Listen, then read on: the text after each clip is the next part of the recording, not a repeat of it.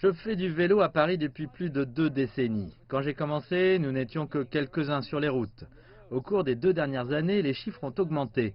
Mais depuis la fin du verrouillage du coronavirus, il y a à peine 2 mois, le nombre de cyclistes dans la capitale française a explosé.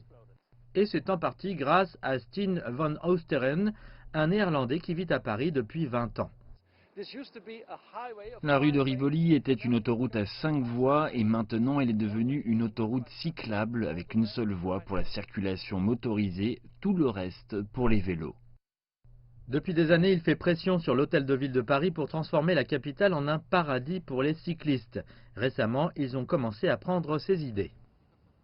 D'un jour à l'autre, ils ont déployé ces pistes de vélos partout et maintenant nous avons un réseau de vélos, pas seulement à Paris mais aussi à l'extérieur et c'est une vraie révolution.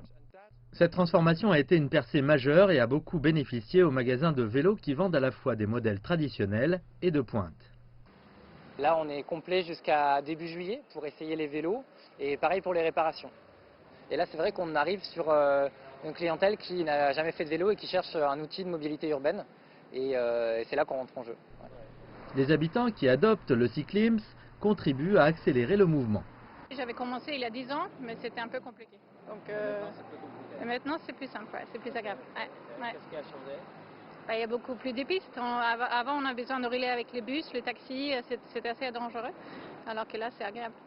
Je profite à plein de ces changements, c'est presque comme une autoroute, pas une piste cyclable, c'est une vraie autoroute. Je viens de Grèce et là-bas, il n'y a pas de piste cyclable.